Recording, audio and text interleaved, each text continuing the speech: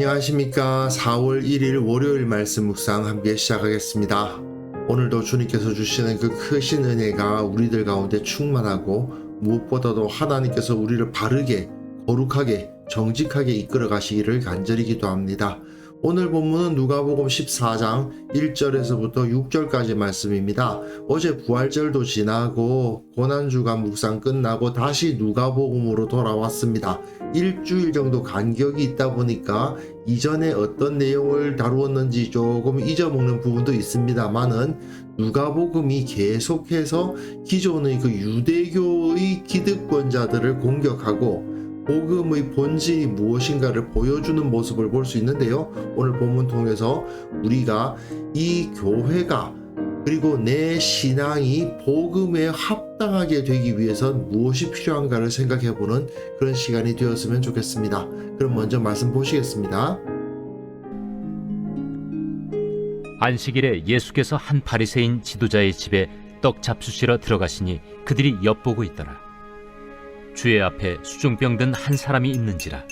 예수께서 대답하여 율법 교사들과 바리새인들에게 이르시되 안식일에 병 고쳐주는 것이 합당하냐 아니하냐.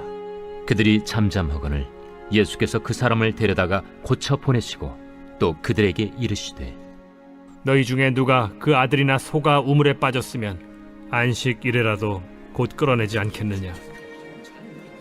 그들이 이에 대하여 대답하지 못하니라. 오늘 본문은 사실은 이전에 안식일에 회당에서 구부러진 여인을 고쳐주신 이야기와 평행을 이루고 있는 이야기입니다.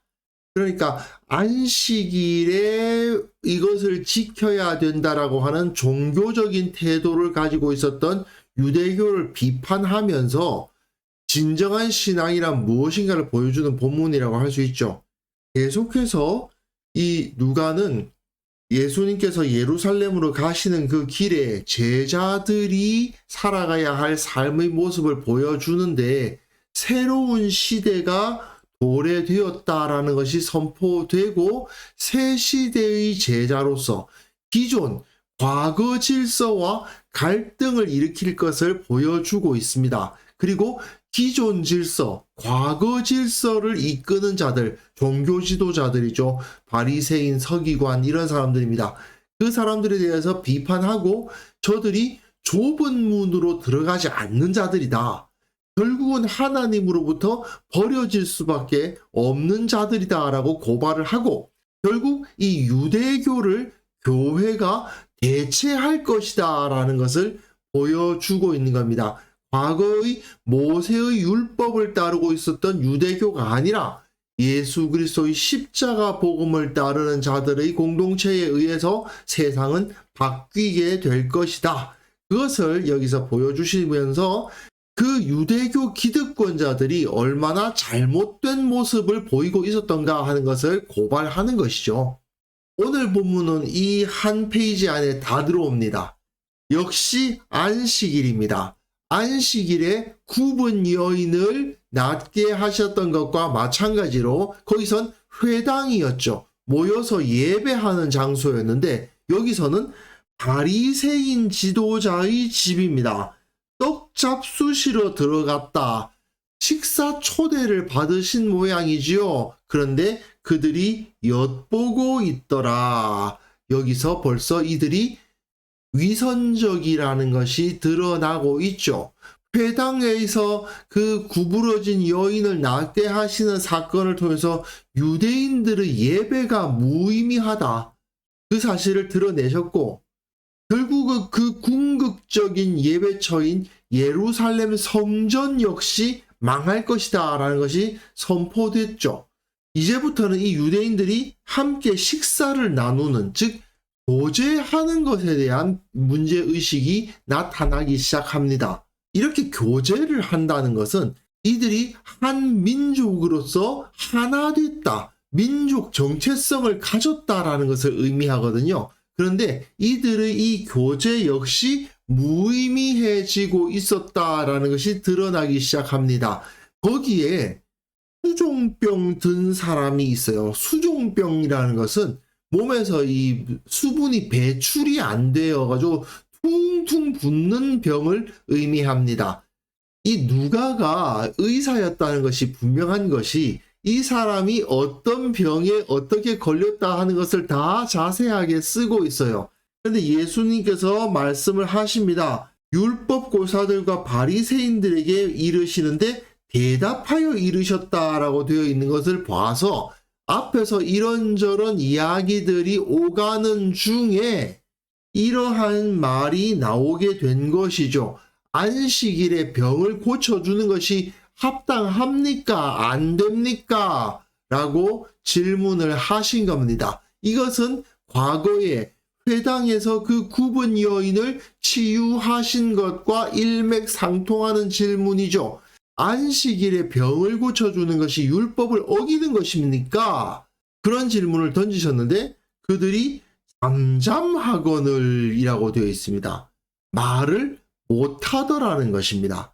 왜? 이것에 대해서 이렇게 말할 수도 있고 저렇게 말할 수도 있는 그런 상황에서 사실은 이들은 그때 자기가 유리한 방향으로만 의견을 내놓고 주장을 했던 사람이기 때문에 그래요.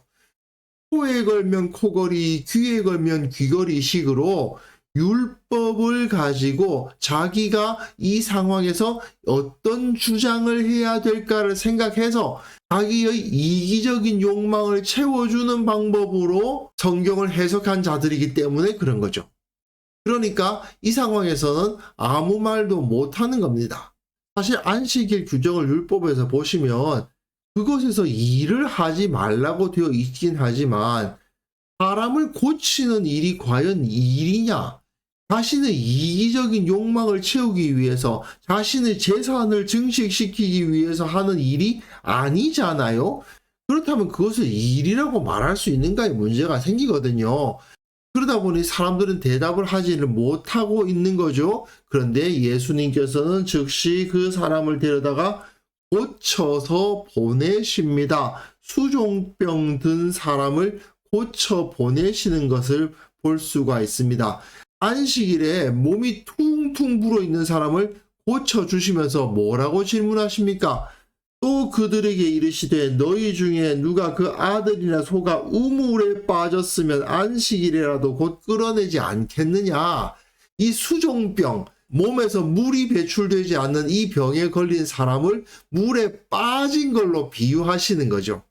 그 아들이나 소가 우물에 빠졌으면 그를 끌어내서 구원해 줄 것인데 왜 이 수종병 걸린 사람은 구원하지 못한다는 말이냐라고 질문을 하시면서 안식일에 병 고쳐주는 것은 합당하다라는 답을 내리시는 겁니다. 이쪽도 선택하지 않고 이쪽도 선택하지 않으려고 하는 위선적인 태도를 취하지 않으시고 무엇이 옳다라는 답을 제시하시죠. 그들이 이에 대하여 대답하지 못하니라. 마찬가지죠. 그들은 잠잠했고 대답하지 못합니다. 이들이 사실은 예수님을 어떻게든지 흠집을 잡으려고 엿보기까지 하던 사람들이지만 그 앞에서 아무 말도 못하고 있었다라는 사실을 보여줌으로써 이들이 예수님의 가르침을 반박할 능력이 없으면서도 또 그렇다고 맞습니다. 당신 말씀이 정말 옳군요 라고 인정하지도 않는 그러한 비겁하고 위선적인 태도를 유지하고 있었다 하는 것을 누가는 보여주고 있는 겁니다. 앞에서 회당장이 예수님이 구부러진 그 여인을 치유하시니까 막 화를 냈잖아요. 그 유대교의 예배, 그러한 예배는 버려질 것이다 하는 것을 보여주시는 거거든요. 또한 여기서 함께 식사를 나누며 교제하는 관계라 하더라도 그 가운데 병든 사람 한 명을 구원할 생각조차 하지 않는 이들의 모습은 곧 버려질 유대교의 가치요 질서였다 하는 것을 말씀해 주시는 거죠.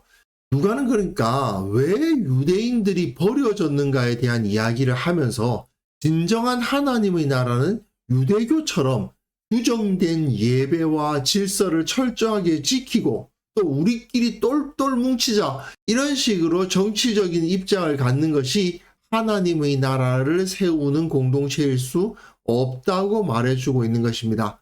하나님의 권세가 역동적으로 드러나는 예배는 고통당하는 자들을 구원하는 예배고, 진정 살아계신 하나님의 능력이 나타나는 예배라는 것을 우리는 인정하지 않을 수가 없는 거죠.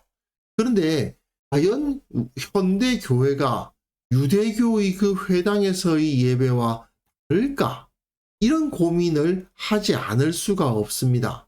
그 앞에서 딱 정해져 있는 그 예배의 순서를 따라가고는 있지만 그 안에서 살아계신 하나님을 체험하기보다는 그냥 시간을 때우고 있는 경우가 너무 많아요. 주님의 임재와 살아계심을 기대조차 하지 않는 예배가 이루어지기도 합니다. 매주 같은 예배를 드리고 있지만 그 예배를 드리고 귀가한 후에는 하나님의 말씀이 어떠했는지에 대한 아무런 반응도 없고 그냥 잠잠히 있기만 하는 그러한 모습을 우리가 갖고 있지 않은지 반성하지 않을 수가 없는 것입니다.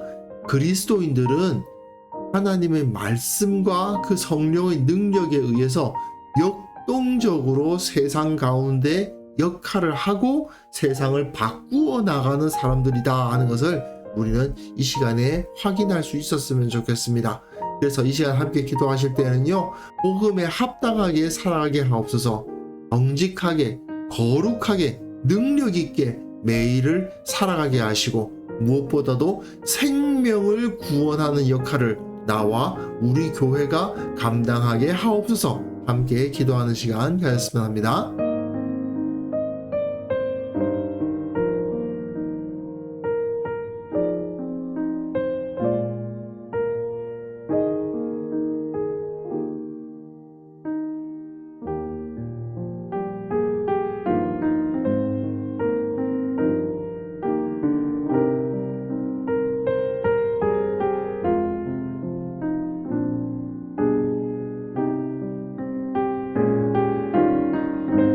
하나님 아버지, 우리로 하여금 복음에 합당한 삶을 살아가게 하옵소서.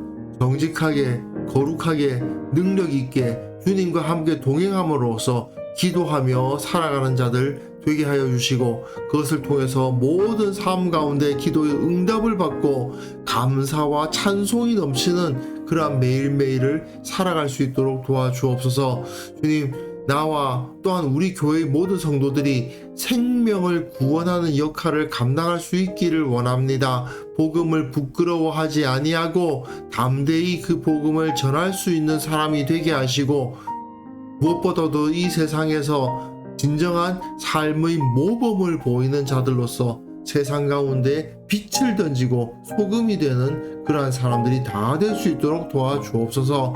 주님, 부활절이 지났는데 이 교회가 부활의 영광 회복하고 이 세상 가운데 그 주님의 능력을 떨칠 수 있는 그런 공동체가 다 될 수 있도록 도와주시기를 원합니다. 주님, 특별히 기도하옵기는 선거가 가깝다 보니 세상 가운데 분열과 갈등과 조롱과 비난이 넘치고 있음을 보게 됩니다. 한국 교회에 속한 모든 성도들이 이 세상 가운데 들어가 빛으로 소금으로서의 역할을 감당하면서 진정 인간에게 중요한 것이 무엇인지를 분명하게 드러내는 그러한 참된 주님의 제자들, 참된 공동체 다 될 수 있도록 도와주옵소서. 주님, 이 시간도 주님께서 우리와 함께하여 주심을 믿사옵고 오늘 하루 우리를 인도하여 주시고 그 평안 가운데 우리가 살게 해 주실 것을 믿습니다. 넘치는 주의 은혜로 우리를 붙들어 주시기를 원하옵고 예수님의 이름으로 기도합니다. 아멘.